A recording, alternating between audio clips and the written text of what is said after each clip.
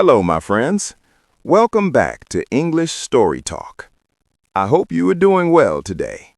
I hope you are calm, and I hope you are ready to listen, not to rush. Today, I want to talk about something very important, something that quietly decides whether you will succeed in learning English or not. Today's topic is simple, but very powerful. Why short study sessions beat long study sessions. In very simple words, this means studying a little bit but regularly works much better than studying for many hours only sometimes. Many learners do not believe this. They believe the opposite. They think, if I study for 3 hours today, I am serious. If I study all day on Sunday, I am disciplined. If I suffer today, I will succeed tomorrow. This idea sounds strong, it sounds mature, it sounds responsible. But in real life and in real learning, this idea often fails. Today, I want to explain why. As always, I will use simple English. I will repeat important ideas. I will give many examples. And when I use a difficult word, I will explain it immediately. So relax. You don't need to take notes. Just listen. A very common story. Let me start with a story that many of you know very well. It is Saturday morning. You wake up later than usual. There is no school, no office, no pressure from the outside. The house feels quiet. Your mind feels calm. You say to yourself, "Today I will finally do it. Today I will study English for 5 hours." 5 hours. That is a long time. It is not 10 minutes. It is not 20 minutes. It is almost half of your day. At this moment, you feel motivated. Motivated means you feel ready to act. You feel excited. You feel strong. You feel proud. You think, now I am serious. I am disciplined. Today is a productive day. You prepare everything. You open your English book. You open YouTube. You choose a podcast. You open a notebook. Maybe you even make tea or coffee. Everything feels perfect. The beginning feels good. The first 10 minutes feel fine. The first 20 minutes feel okay. The first 30 minutes still feel possible. You understand most things. You think, yes, I can do this. But then, slowly, something changes. Not suddenly, not loudly. Very quietly. Your mind starts to feel heavy. Heavy means slow and tired. Your eyes move across the page, but your brain does not follow. You hear the podcast, but the words do not stay inside your head. You read one sentence, then you read it again and again. Not because it is difficult, but because your attention is gone. Attention means where your mind is. You check your phone for 1 second. You think about food. You think about messages. You think about something that happened last week. Your body is still sitting there. Your book is still open, but your brain has already left the room. This moment decides everything. This moment is extremely important. You are still studying, but you are no longer learning. Studying means looking busy. Learning means changing your brain. And here is the hidden problem. Long study sessions often continue when learning has stopped. I will say that again. Long study sessions often continue even when the brain has stopped learning. You keep going because you planned 5 hours. You don't want to quit. You don't want to feel weak. So you push yourself. But when learning becomes pushing, the brain closes. It stops receiving new information. The illusion of hard work. Long sessions look serious. You can say, "I studied for 5 hours today." This sounds impressive, but inside your brain, something different happened. Your brain remembers tired, slow, heavy, stressful. This creates something called fake progress. Fake progress means you feel productive, but nothing stays. You used time, you used energy, you made effort, but tomorrow, most of it is gone. Long-term memory means memory that stays for days, weeks, or years, not just minutes. Hard work alone does not guarantee learning. Why the brain gives up. Why does this happen? Because your brain is not a machine. It is a living system.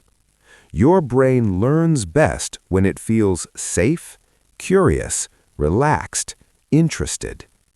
Long sessions slowly destroy these feelings.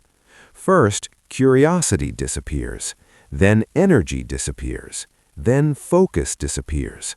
Only time remains. And time without attention does nothing. The damage of long sessions is silent. Nothing breaks, nothing crashes, but your brain learns something dangerous. English is heavy. English takes too much energy. Next time you think about studying, you feel resistance. Resistance means you don't want to start. You feel tired even before you begin. This is how many learners lose momentum. Momentum means the natural force that keeps you moving forward. Later they say, "I don't know why I stopped." Now you know. Pressure makes learning harder. Another hidden problem with long sessions is Pressure means forcing yourself even when your mind is already tired. Pressure does not come from the book. It does not come from the teacher. It comes from expectation. Expectation means what you believe must happen. When you plan a long session, your brain feels pressure before you even start. You think, "I must see results today. This must work. I cannot waste this time." These thoughts sound responsible, but inside the brain, tension grows. The brain becomes tight, stressed, alert in a negative way. Language learning needs a relaxed brain. When the brain is relaxed, it notices patterns. It remembers sounds. It connects ideas. When the brain is tense, it only tries to survive. Now let's talk about short sessions. A short session means 10 minutes, 15 minutes, 20 minutes. That's all. Many learners say, "That is too short. It cannot work." But this idea is wrong. Short sessions work because of how memory works. When your brain knows the activity is short, it feels safe. There is no fear, no stress. The brain says, "Okay, I can handle this," so it stays open. This is the perfect state for learning. Trust and confidence grow slowly. Short sessions build trust. Every time you finish a short session, your brain learns English is manageable. I can do this again. This builds self-trust. Self-trust means believing in your own ability. Long sessions often break self-trust. Short sessions slowly build it. Short sessions also protect your energy. Your energy is limited. If you use everything today, you have nothing left for tomorrow. Short sessions stop before exhaustion. And stopping early teaches the brain, "I finished while feeling good." The brain wants to repeat good experiences. The next time feeling. Here is an idea many people ignore. What you feel at the end of studying decides how you feel next time. If you stop while exhausted, next time feels heavy. If you stop while fresh, next time feels light. Short sessions end positively. Long sessions end with tiredness. Tiredness pushes you away. Habit is stronger than motivation. Let's compare two learners. Learner A studies 3 hours once a week. Learner B studies 15 minutes every day. After 1 month, Learner A feels tired and guilty. Learner B feels calm and consistent. Consistent means doing something regularly. Language learning is not about hero days. It is about habit. Motivation comes and goes. Habit stays. When English becomes a habit, you don't ask, "Should I study today?" You just do it, like brushing your teeth.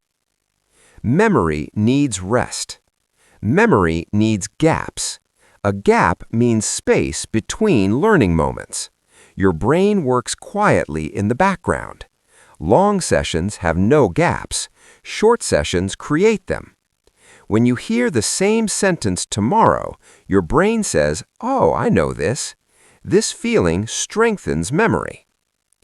How to use short sessions. Short sessions are powerful, but only when used correctly. One session equals one action. Listen or read or repeat. Only one. No phone, no multitasking. Focused learning is slow but deep. Short sessions are about quality, not speed. Stop before you are tired. This rule is very important. Stop before exhaustion. Stopping early is not laziness, it is intelligence. Your brain remembers that was easy, so starting again feels natural. Learning continues even after you stop. The brain keeps working quietly. Final truth. You do not need more time. You already have enough time. What you need is better timing. Short sessions respect your brain. They respect your energy. They work with your life. If you want English to stay with you for years, choose small daily steps, because small steps taken every day quietly change everything. Thank you for listening to English Unleashed. I'm Tom. Until next time, keep sessions short, keep moving forward, and keep believing in yourself. Bye for now. Where are you listening from?